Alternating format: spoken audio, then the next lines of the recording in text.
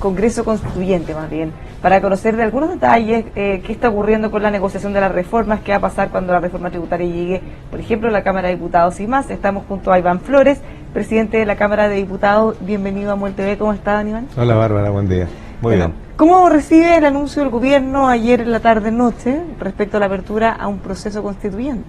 Bueno, con claridad, era algo que estábamos esperando ya hace varias semanas. No cabe ninguna duda que lo que ha sido la reclamación ciudadana, primero por demandas muy específicas, muy claras sobre pensiones, sobre un mejoramiento sustantivo a la salud pública, y no hablo solamente de los remedios, que ya es un problemazo, sino que hablamos de un sistema de salud pública. Recordemos que el 80% se atiende en FONASA y menos del 20% en las ISAPRES.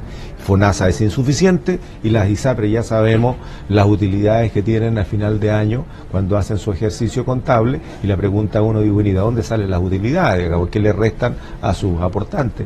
Bueno, estamos hablando de la necesidad de repensar completo el sistema de salud, y eso ha sido una de las principales demandas. Lo otro es un salario digno y decente, ¿no? Ahora, las respuestas han venido un poco a empujones, un poco forzadas, y eso hace que la ciudadanía siga avanzando en sus expectativas, y cuando llegan las respuestas ya quedaron chicas, ¿no? Y es un poco lo que yo creo, Bárbara, que ha estado pasando con la respuesta respecto de la nueva Constitución. ¿Llegó tarde? O sea, más vale tarde que nunca. Más vale tarde que nunca, sin ninguna duda. Yo creo que estamos dando un gran paso hoy día, ya no solamente con el Congreso en un estado de proceso constituyente. Recordemos que hace 3 semanas atrás, mientras se llevaba a cabo la primera fase de esta explosión social, nosotros tomamos una determinación en la Cámara de Diputados, que fue, la primera, apretar el acelerador de los trámites que necesitábamos hacer. Segundo, hacer una limpieza de todos los proyectos que teníamos para seleccionar a aquellos que tengan la urgencia del gobierno o no, sean de iniciativa del gobierno como mensaje o sean de moción parlamentaria, lo coloquemos delante, siempre y cuando esos proyectos estén alineados y hagan sentido con la reclamación ciudadana. Nosotros sentíamos la necesidad también de que el Congreso participe de la búsqueda de soluciones súper claras y súper concretas. ¿Ese fue el caso de 40 horas? Fue el caso de 40 horas, tomé una decisión personal en base a la atribución que tiene el presidente de la Cámara de convocar a una sesión especial, y discutida o no, porque también hubo un debate respecto de el alcance reglamentario, si esa atribución alcanzaba a colocar proyectos en tabla que no estén dentro de las urgencias que colocaba el gobierno. Recordemos, Bárbara, que de las atribuciones que ha tenido el Congreso durante toda la vida republicana de Chile, en la Constitución del 80 se le cercenó al Congreso la posibilidad de ordenar la tabla de debate, y se radicó en el presidente de la República o en el gobierno, y eso ha hecho que se ha ido consolidando cada vez más un régimen tremendamente presidencialista, que la verdad es que deja al Congreso hacer el trámite, hacer la tarea, pero no le permite definir estrategias, no le permite definir prioridades, no le permite sencillamente. Bueno, en este caso, ante la coyuntura, nos saltamos ese procedimiento. Yo asumí la responsabilidad y dije, bueno, vamos a pechugar.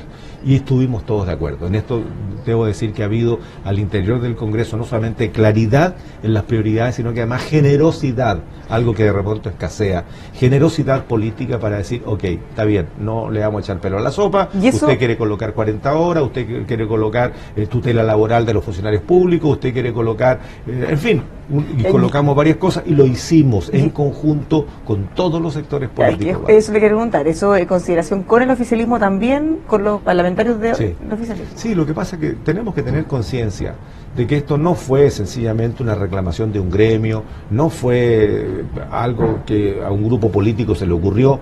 Aquí, en la explosión social, no estuvieron los partidos institucionalmente, salió la calle.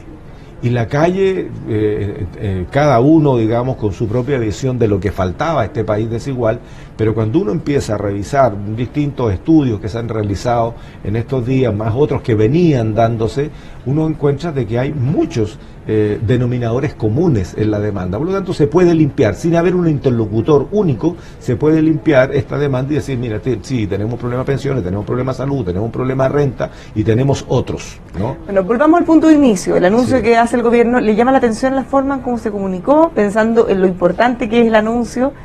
Probablemente en otros casos se han hecho cadenas nacionales o ha hablado presidente. Bueno, sí, podemos hacer toda suerte de interpretaciones, pero yo prefiero quedarme un poco con el resultado. Ya. La verdad es que el gobierno está tremendamente golpeado, no es un secreto para nadie, ni una crítica política barata. O sea, cuando un gobierno tiene menos del 9% de adhesión, es un gobierno que está trabajando contra la pared.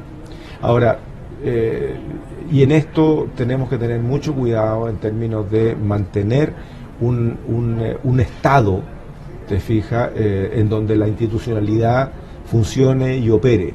Necesitamos mantener un Estado democrático en donde esas instituciones no solamente se mantengan funcionando, sino que además sean consideradas, que sean respetadas, ¿no? Porque si no nos desordenamos y terminamos quizá en qué cosa.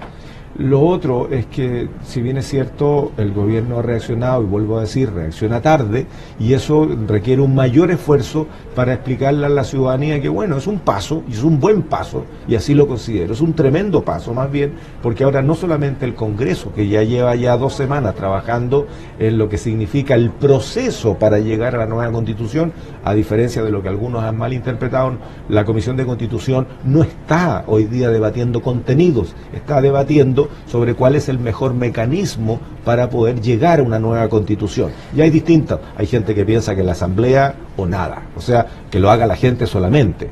¿Te fijas? Hay otros que dicen, no, el Congreso tiene la tarea, porque así está en la Constitución hoy día, y hoy día, bueno, el Congreso es mucho más diverso y es más amplio del que había hasta hace 2 años atrás. ¿Y a usted le parecería razonable o cuál es su alternativa? Súper difícil, ¿verdad? No como presidente de la Cámara, sino como usted Bueno, mismo. súper difícil. Yo creo que el gobierno, a ver, tiene la legítima posibilidad de casarse con un sistema, ¿no? Y ellos han dicho, por lo que tengo entendido, porque no ha habido una convocatoria oficial, y aquí te contesto la pregunta. Yo hubiese preferido un presidente de la República haciendo este anuncio formalmente desde el Ejecutivo. Pues está bien, no lo hizo, habrá motivos, pero lo dijeron los partidos políticos y el ministro Blumel, que es el ministro del Interior. ¿Será que el presidente quizás se va a referir en profundidad? Porque nos dieron titulares. Yo espero. Ahora, me imagino, y esto lo imagino nada más, que en definitiva cuando dicen el Congreso Constituyente es porque quieren hacerlo por la vía institucional, ¿no? Y eso va a requerir una conversación entre el Congreso, y me refiero al Senado y la Cámara, y el gobierno. Esa conversación no ha ocurrido. Y por otro lado, está el proyecto a ver, más que el proyecto, Bárbara, sí, fueron meses de trabajo, fue mucha plata la que se invirtió el 2016, y creo que llegó hasta principios del 2017 en el gobierno Bachelet, donde se inició un proceso de consulta ciudadana y todo un proceso constituyente. Eso está escrito, son cosas de hace 2 años, pero en términos generales sirven, te fijas, es un insumo que está allí, y lo que en su momento se planteó fue una convención constituyente, que es mitad Congreso, mitad ciudadanía elegida, no a dedo, sino que elegida democráticamente. El gobierno propone que sea el Congreso. Ahora, hay otros sectores políticos que hablan de asamblea. Bueno, eso es lo que tenemos que resolver ahora. Cuando el gobierno dice Congreso Constituyente, ¿qué es lo que quiere decir o cómo se interpreta? Porque para unos es que sea el Congreso establecido, el que ya tenemos, y para otros es que se elija a un nuevo Congreso que tenga como labor solo el redactar esta nueva Constitución, que después sería aprobada con un plebiscito y termina saliendo. No sabemos. No sabemos qué interpreta usted con Congreso Constituyente. No sabemos, no interpreto nada, porque en definitiva, cuando uno puede leer así a priori, uno dice, bueno, le está encargando la tarea al Congreso. Y vuelvo a repetir, mira, hay gente que dice por ningún motivo el Parlamento, porque y puede hacer una larga lista de descalificaciones. Y porque son incumbentes también. Bueno, pero también eso puede ser regulado, te fijas. En fin, por distintas razones. Pero es que la Constitución va mucho más allá incluso de la incumbencia del parlamentario. Podrá definir respecto del término de las reelecciones, pero eso ya está. Eso lo aprobó la Cámara de Diputados el año 2012, cuando le pone límite a la reelección. Está en el Senado. Pero todavía no es ley, claro. No, pues está en el Senado. Ahora, depende del gobierno si le coloca urgencia o no le coloca urgencia. No se la puso el gobierno anterior, tampoco se la ha puesto a este, o si le hubiese puesto urgencia, obligaba en el Senado a debatir. Y si había diferencia con la Cámara, volvía a la Cámara a hacer trámite. Yo creo que lo que fue el proyecto en ese momento, hoy día el escenario es distinto. Ahora, yo no voy a suponer nada de lo que plantea el gobierno. Es el gobierno el que tiene que explicar qué es lo que entiende por Congreso Constituyente. Yo lo que sé es que en la Comisión de Constitución de la Cámara lo que han estado discutiendo son varias alternativas. Algunos quieren asamblea constituyente, otros quieren que trabaje el Congreso y otros quieren que haya una convención, que es una mezcla de las dos cosas, en que por un lado haya un grupo de parlamentarios seleccionados que entiendan de la materia, porque ojo, esto no es puro sentimiento, Bárbara, ni tampoco es solamente recoger opinión de la ciudadanía, te fijas, para llevarlo a la Constitución. Este es un trabajo súper delicado, o sea, no hay nada más delicado que la creación de una Constitución, si no, veamos los problemas que tenía la Constitución cuando retomamos la democracia en el 90, con los senadores designados, te fijas, con los ex comandantes en jefe de la Fuerza Armada colocados como senadores, inclinando la votación, y por eso nunca se lograban tener los quórum. La Constitución no va a resolver todos los problemas de la gente, pero sí va a generar un marco sobre el cual nos vamos a poder mover más rápido. ¿Por qué? Porque la actual Constitución está llena de quórums calificados. Y cuando tú no tienes un parlamento que tenga a lo menos los 2/3 de un sector, digamos, que tenga una visión de país, una visión ideológica determinada, nunca vas a alcanzar el quórum, por lo tanto nunca vas a poder hacer los cambios. ¿Qué le parecen los cabildos? Los cabildos que están desarrollando, y además la consulta que se va a hacer por parte de las municipalidades, que son casi todas. Fantástico. De hecho, yo tengo hoy día, una reunión con la directiva de la Asociación Chilena de Municipalidades y los comités, o sea, todos los partidos políticos de la Cámara. Acordamos el día martes reunirnos hoy día, al final de la tarde, con la directiva de la Asociación Chilena de Municipios para ver cómo apoyamos estos cabildos que los alcaldes se saltaron todo. Ellos pueden tener la atribución. Ahora alguien podrá querer echarle pelo a la sopa si tienen alcance nacional, pero yo creo que nadie le va a echar pelo a la sopa y va a permitir que los alcaldes, ya que se saltaron todo su ámbito de acción, en buena hora lo están haciendo, porque yo creo que eso sí va a descomprimir, porque ahora es un par de días más, el 7 y 8 de diciembre, porque va a permitir convocar a los 340 y tantos municipios a recoger opinión de sus ciudadanos directamente sobre lo que significa una nueva Constitución. ¿Podrían hacer conversar ese proceso con los anuncios del gobierno? Pensando que en la medida que esté todo unido puede ser más productivo. Tiene que ser, Bárbara, tiene que ser. O sea, no es el momento de imponer desde un poder del Estado o desde otro poder del Estado su propia visión. O sea, si algo que nos está diciendo la ciudadanía, ¿sabes qué más? Pongámonos de acuerdo. Lo que nosotros exigimos es esto, es participación y son soluciones a problemas concretos. ¿Deberíamos volver al voto obligatorio antes de este proceso? Yo soy partidario del voto obligatorio por una sola razón: me cargan las obligaciones. Me cargan que a la ciudadanía no se le dé la posibilidad de tomar su propia decisión. Pero ¿saben lo que pasa, Bárbara? En la medida de que vaya disminuyendo la participación ciudadana, que por distintas razones, algunas con razón y otras, lo voy a decir responsablemente, con menos razón, porque significa que cuando alguien no ha tenido sistemáticamente durante toda su vida escolar, no tuvo educación cívica, no sabe cómo funciona el Estado, no sabe lo que significa un Estado de Derecho en la funcionalidad, digamos, sino que estar sencillamente planteando desde su propia necesidad, la verdad es que podemos tener algún grado de distorsión.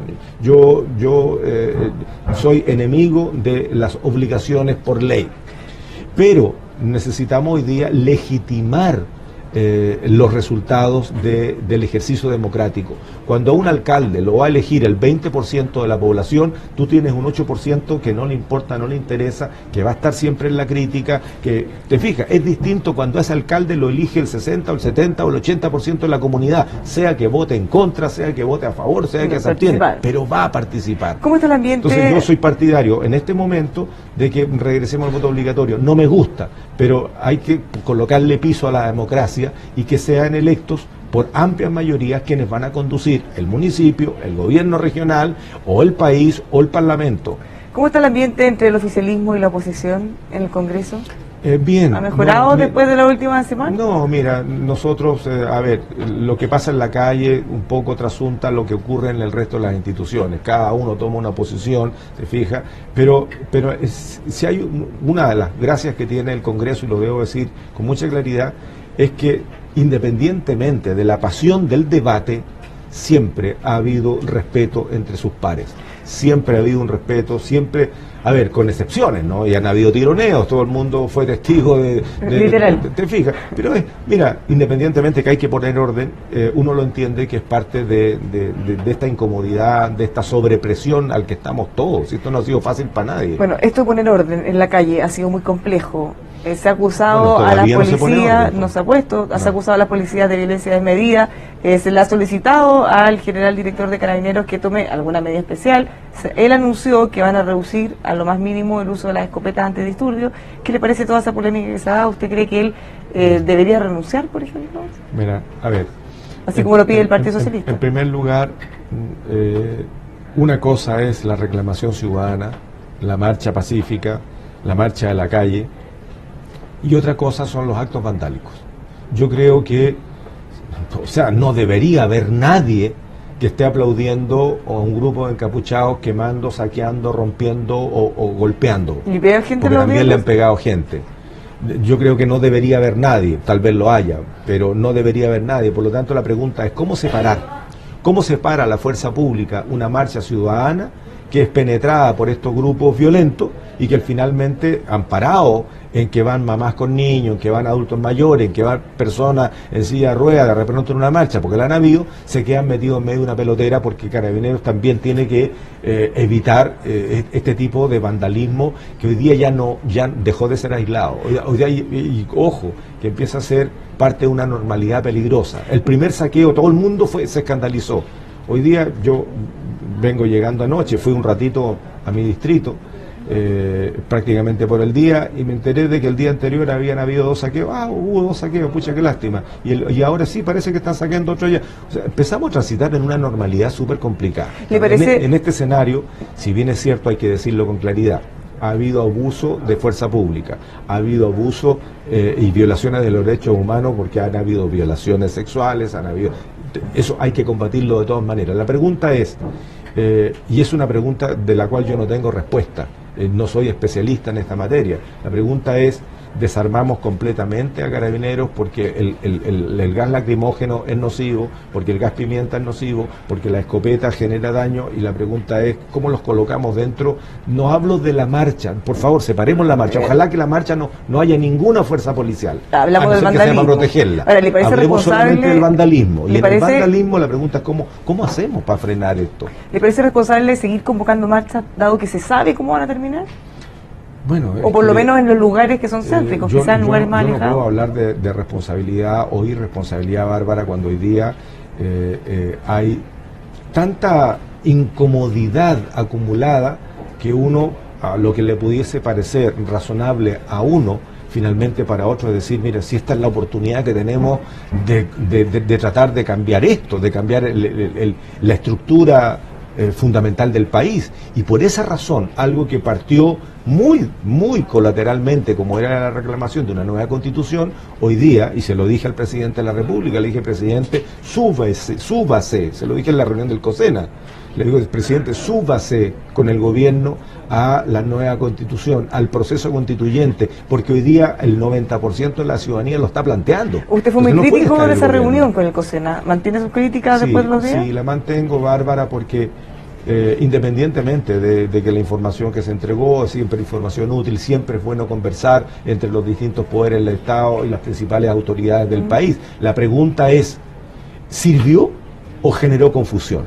Y en este escenario, Bárbara, las autoridades principales del país, porque ahí estaba el presidente de la Corte Suprema, el presidente del Senado, estaba el presidente de la República, o sea, dice que simbólicamente habían 2 ministros que tenían que ver con eso y los jefes de Fuerzas Armadas, claro, ellos son subordinados, y estaba el presidente de la Cámara. Pero cuando nos reunimos para el COSENA, que se ha sido convocado para cuestiones súper específicas, y después de la modificación constitucional del 2005, es para cuestiones de eventuales conflictos externos, todo el mundo dijo, pero ¿por qué el COSENA? ¿Qué va a pasar? ¿Vuelven los militares a la calle? ¿Vuelve el toque de queda? ¿Habrá estado de sitio? Entonces, las autoridades principales de este país no tenemos el derecho de crear confusión. Y ahí se creó confusión. Y por eso lo dijimos con claridad. Lo dijo el presidente del Senado, lo dijo el Contralor General, lo dije yo.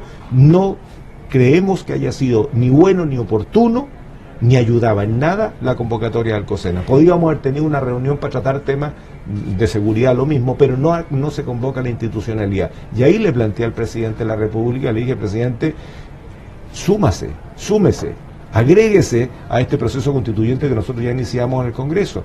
Ahora, yo creo que ha sido el reclamo de la ciudadanía, el reclamo de la calle que ha hecho que el gobierno tenga que agregarse, ¿no? Tenga que sumarse a este esfuerzo.